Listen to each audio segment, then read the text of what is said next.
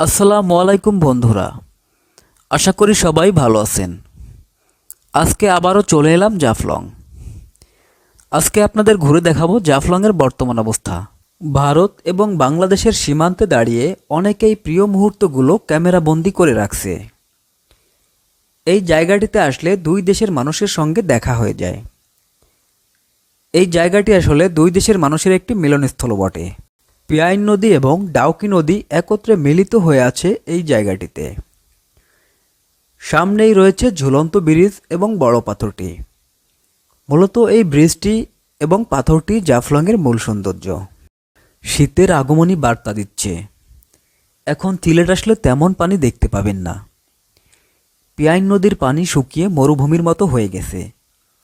কিছু কিছু জায়গায় গভীরতা বেশি, সেই জায়গাগুলো দিয়েই নৌকা চলাচল করে।